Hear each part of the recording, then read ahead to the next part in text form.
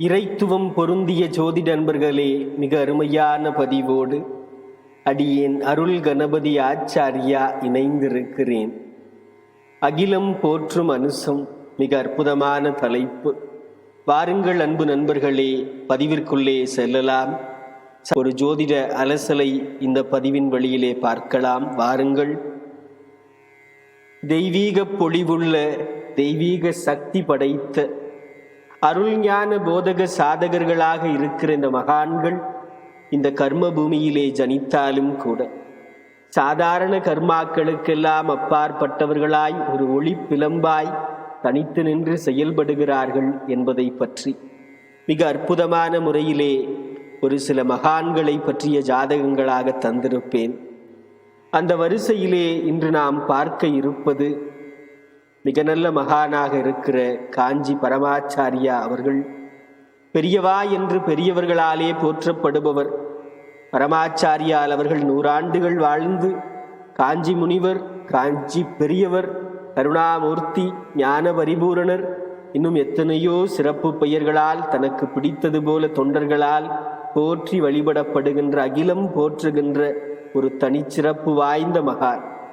அவருடைய ஜாதகத்தை நான் இந்த நேரத்திலே மிக அற்புதமாக அவருடைய கிரக அமைப்புகளை எல்லாம் நான் பார்க்கும் பொழுது நான் பெற்ற அந்த ஆனந்த அனுபூதியை நிச்சயமாக உங்களிடத்திலே அவருடைய கிரக அமைப்புகளை எல்லாம் பேச வேண்டும் என்பதை உறுதியாக கொண்டு அந்த அவாவின் வெளிப்பாடே இந்த அற்புதமான பதிவு. இந்த ஜாதகத்தை நீங்களே பாருங்கள் அன்பு நண்பர்களே. மிக மிக அற்புதமான இந்த ஜாதகம் 20 மே 1894 1:30 பகலிலே விழுப்புரத்திலே பிறந்திருக்கிறது. அவர் பிறக்கும் பொழுது சனி திசை இருப்பு 4 வருஷம் 7 மாதம் 9 நாள் என்றிருக்கிறது. இந்த ஜாதகத்தை ஒரு முறைக்கு 2 முறையாவது பாருங்கள். எப்பேற்பட்ட கிரக அமைப்புகள் இருக்கிறது. ஜென்ம நட்சத்திரம் அனுசம், நட்சத்திர நாயகன் சனி, அவர்தான் ஆயுள் காரகன். அவருக்கு தனி சக்தி இருக்கிறது. நான் கூட பேரின்ப சனியிலே நிறைய பேசியிருக்கிறேன், அழுது பேசியிருக்கிறேன். அதனால்தான் அவரால் 100 ஆண்டுகள் வாழ முடிந்திருக்கிறது. சனி பகவான் பொது ஆயுள் காரகன். அவர் சக்தி பலம் வேண்டும். ஆயுள் ஸ்தானமாகி அஷ்டமத்து அதிபனும் தசம கேந்திரத்திலே பலமாய் அமர்ந்திருக்கிறார்கள். ஆயுள் காரகனாகிய சனி அந்த அஷ்டமாதிபதியாகிய குருவினால் பார்க்கப்படுகிற நிலை இருக்கிறது. இவையெல்லாம் நாம் பார்க்கும் பொழுது இந்த மனித உடல் 100 ஆண்டுகள் இந்த தெய்வீக சக்தி வாழ்ந்திருப்பது எவ்வளவு ஆதாரபூர்வமாக இந்த ஜாதகத்தின் வழியிலே வெளிப்படுத்தப்பட்டிருக்கிறது. ஆன்மீக அமைப்பினை பாடுவதற்கும் போற்றுவதற்கும் பல மொழிகள் இருக்கிறது. இருந்தாலும் தேவபாசை என்பது சமஸ்கிருதமாக சொல்லுகிறோம். குருவானவர் அந்த சமஸ்கிருத மொழியின் அதிபர். ஆக இந்த குரு சிம்ம லக்னத்திற்கு பஞ்சம பூர்வ புண்ணியாதிபதி, சிம்ம லக்னத்திற்கு யோககாரகன், பூர்வ புண்ணிய காரகர். இவற்றால் நம்முடைய காஞ்சி பெரியவார் அந்த சமஸ்கிருத பாஷையிலே மகா விற்பன்னர், ஞான வீடாதிபதியாக பிரகாசிக்கின்ற ஒரு நிலையெல்லாம் அவருக்கு கிடைத்திருக்கிறது. ஆக எல்லா மொழி புலமையும் அவருக்கு இருக்கிறது. நிறைய மொழிகளை கற்று தேர்ந்தவர். ஆக குருவானவர் தசம கேந்திரத்திலே லக்னாதிபதியாகிய சூரியனுடன் அமர்ந்திருக்கின்றார். இன்னும் புதன் அங்கே உடன் இருக்கின்றார். தெய்வாம்சம் மிகுந்த மகானின் ஜாதகம் என்று பார்த்தாலும், ஒரு ஜீவாத்மாவின் ஜாதகம் என்று பார்த்தாலும் கூட கல்வியின் பயனாகிய ஞானத்தின் விளைவாகிய பேராற்றலில் பரமாத்மாவின் அம்சமாக இவர் திகழ்வார் என்பதையெல்லாம் எவ்வளவு தத்துவபூர்வமாக இந்த 3 கிரகங்களும் வெளிப்படுத்துகிறது. ஆக அன்பு நண்பர்களே, சுக்கிரன் ராகுவினுடைய இணைவை நான் நிறைய பேசி இருக்கிறேன். இருந்தாலும் சுக்கிரன் ராகுவின் இணைவை இந்த ஜாதக ரீதியாக எப்படி இந்த இணைவு வேலை செய்கிறது? அஷ்டமத்திலே உச்சம் பெறுகிறார் சுக்கிரன். இதனுடைய விளைவு என்ன? லோக ஆதாயத்திலிருந்து இளம் வயதிலேயே வெளிவந்து மாபெரும் துறவியாகி மாபெரும் ஞானியானார். பற்றுகளை எல்லாம் அகற்றிவிட்டார். பற்றற்றான் பற்றினை பற்றுக என்பது போல் மற்றையோர் பற்றுகின்ற பற்றற்ற அந்த வாழ்க்கையை ஒரு விளக்கமாக விளங்கலானார். அவருடைய அமைப்பிலே நிறைய பேசியிருப்பார்.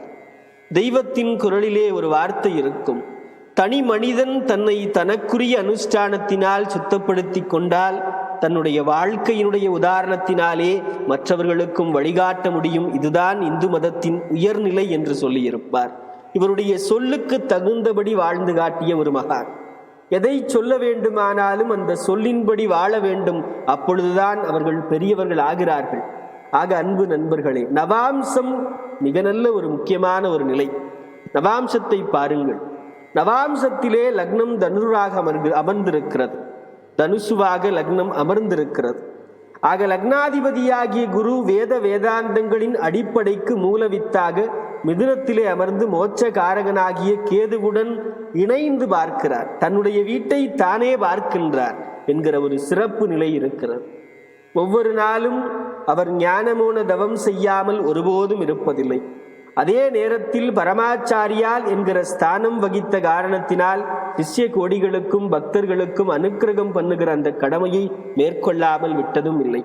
அரசனாகட்டும் ஆண்டியாகட்டும் எல்லோரையும் சமமாக பாவித்தார் பரமாச்சாரியா அவர்கள். இதற்கெல்லாம் காரணம் என்ன?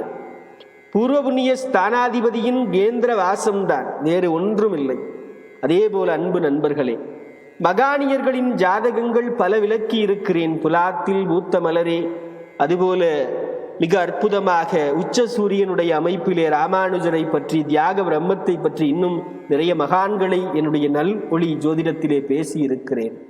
ஒவ்வொரு மகானும் ஒவ்வொரு கோணத்தில் சிறப்பு பெற்றிருக்கிறார்கள். செயல்முறைகளின் வழிமுறைகள் மற்றும் ஆற்றுகின்ற தார்மீக வணிகள் செயற்பாடுகள் இவைகளெல்லாம் பல்வேறு நிலைகளிலே பரிமாணம் கொண்டிருப்பதை நான் ஜோதிட ரீதியிலே பார்க்கிறேன். அப்படிப்பட்ட வகையிலே ஒரு மகான்களின் ஜாதகங்களில் மூல ஆதாரம் என்ன, அடிப்படை தெய்வீக அம்சம் என்ன, ஒரு சிறப்பான அமைப்பிலே ஒரு ஒருமைப்பட்ட நிலையிலே பிரகாசிக்கக்கூடிய மிக அற்புதமான ஜாதகம் இந்த ஜாதகம் காஞ்சி பரமாச்சாரியால் அவர்களுடைய ஜாதகம். அதனால் நம்முடைய கண் முன்னே மட்டுமல்லாமல் நெஞ்சிலும் அந்த உயர்ந்த தத்துவத்தை பிரதிபலிக்கிறது என்பதை இந்த நேரத்திலே சொல்லிக்கொள்ள விரும்புகிறேன். ஆக அன்பு நண்பர்களே, இந்த அற்புதமான அமைப்பிலே இந்த அற்புதமான ஒரு ஞான தெய்வத்தை அகிலம் போற்றக்கூடிய மகானை பற்றிய ஒரு அற்புதமான ஒரு ஜாதக ரீதியான ஜோதிட அலசலை பதிவு செய்துள்ளேன். பரமாச்சாரியால் அவர்களை இருமுறை தரிசித்து அவருடைய அமைப்பிலே பெற்ற ஆனந்தத்தை என்னுடைய தந்தையார் என்னிடத்திலே மிக அற்புதமாக அவருடைய கருத்துக்களையும் அவருடைய அனுபவங்களையும் பகிர்ந்திருக்கிறார். என்னுடைய தந்தையாரினுடைய அமைப்பிலே மிக நல்ல ஆன்மீக செம்மலாக விளங்கியிருக்கிற இந்த குருவை பல நேரங்களில் வழிபட்டு பல விஷயங்களுக்கு பிரசன்ன ரீதியிலும் பலன் தேடி இருக்கிறோம். ஆக அன்பு நண்பர்களே, ஒரு அற்புதமான மகான்.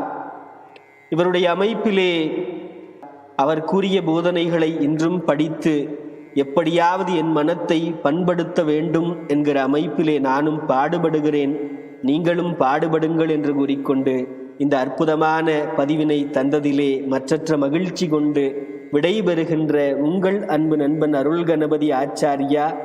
இந்த பதிவு பிடித்திருந்தால் லைக் செய்யலாம், ஷேர் செய்யலாம்.